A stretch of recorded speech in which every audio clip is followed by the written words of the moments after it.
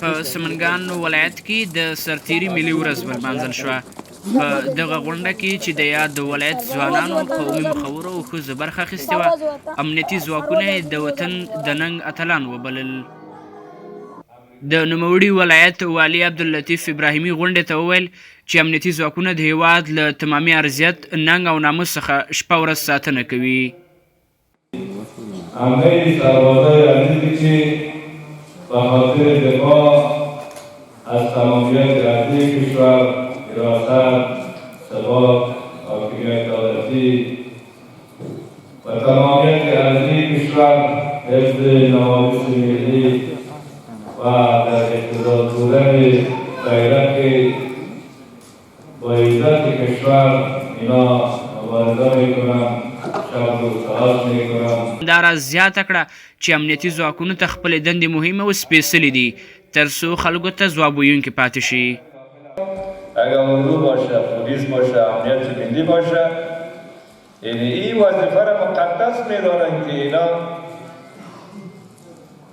که پیش خدا و پیش شما ملت مظلوم حقدار که پاسخگو باشه، اینا شب و روز استراحت ندارن. د فکر د غونډې یو نابینا برخوال له میلمه راډیو سره د خبرو پر مهال وویل چې امنیتي ځواکونه شپه ورځ زموږ له ننګ او عزت څخه ساتنه کوي او حکومت ته پکار ده چې د شهید شویو کورنیو سره پوره مرسته وکړي.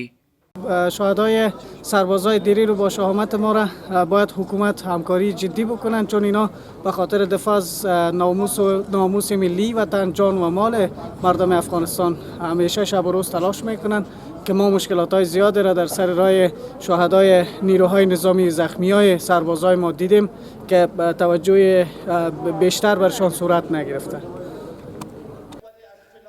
ډګرمن محمد حسین شولګري د خپلو خبرو پر مهال له رسنیو څخه ګیله وکړه چې ځینې رسنۍ په جګړه کې د شهید شویو کورنیو ته هیڅ ډول پاملرنه نه کوي، بلکې ټوله پاملرنه بهرني سریالونو ته کړې.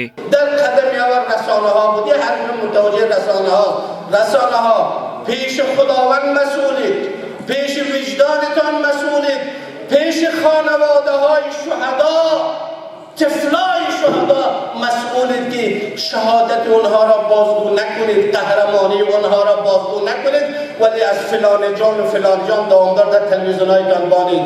بدانید هیره دې نه وي چې د غونډې په ترڅ کې د خالد بن ولید خصوصي ښوونځي زده کوونکو سرتیرو ته حماسي ترانه هم وړاندې کړه.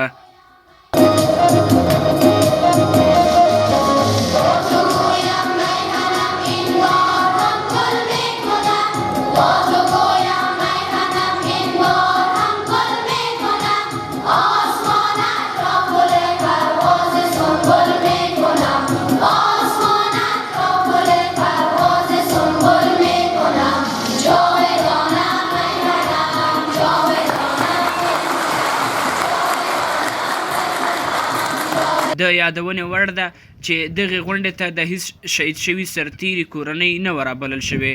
په دې اړه مو هڅه وکړه چې د ولایتي ادارې لیدلوری هم ولرو، خو بریالي نه شو. شفیع الله ستانکزی، میلمه راډیو، سمنګان.